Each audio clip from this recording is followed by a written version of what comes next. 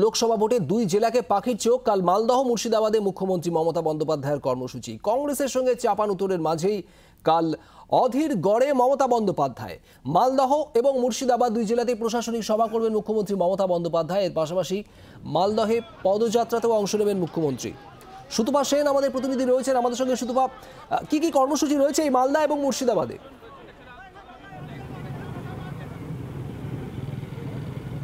দেখো, আগামীকাল মালদাতে মুখ্যমন্ত্রী মমতা বন্দ্যোপাধ্যায় তিনি পদযাত্রায় অংশ নেবেন। যেমনভাবে আমরা আজকে দেখেছিলাম যে দিনাজপুরে তিনি চোপড়া, ইসলামপুর এবং রায়গঞ্জ এই তিনটে জায়গাতে পদযাত্রাতে অংশ নিয়েছিলেন এবং প্রচুর মানুষ তার সেই পদযাত্রায় তার সঙ্গী হয়েছিলেন। মালদাতেও তার পদযাত্রা রয়েছে এবং তারপরে তিনি মালদাতে প্রশাসনিক জনসভা করবেন এবং সেখান থেকে তিনি চলে যাবেন মুর্শিদাবাদেও তার প্রশাসনিক জনসভা রয়েছে। এবং তুমি জানো যে জেলাগুলোতে ইতিমধ্যেই যেরকম কুচবিহার, উত্তর দিনাজপুর, দক্ষিণ দিনাজপুর প্রত্যেকটা জেলাতেই কিন্তু মুখ্যমন্ত্রী তিনি কেন্দ্রীয় সরকারের বঞ্চনার বিরুদ্ধে সরব হয়েছেন। শুধু তাই নয়, তিনি সরব হয়েছেন রাজনৈতিকভাবেও বিভিন্ন ইস্যুতে।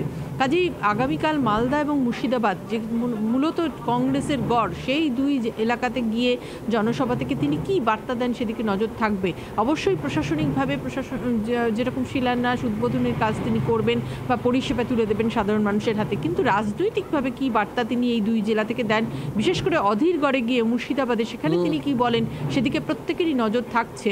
আর যেমনটা তুমি বলছিলে যে রাহুল গান্ধী তিনিও কিন্তু আগামীকাল মালদাতে থাকবেন, তিনিও আসছেন আমাদের রাজ্যে। কাজে এইরকম একটা প্রেক্ষাপটে দাঁড়িয়ে এখনো পর্যন্ত সরাসরি রাহুল গান্ধীর বিরুদ্ধে তিনি কোনো জনসভা থেকেই মুখ খোলেননি, কিন্তু আগামীকাল তিনি কিছু বলেন কিনা, জোট নিয়েই বা কোনো বার্তা দেন কিনা, এই সমস্ত বিষয়গুলো কিন্তু নজরে থাকবে। কাজেই রাজনৈতিক দিক থেকে কালকে দুটো জনসভাই কিন্তু অত্যন্ত তাৎপর্যপূর্ণ।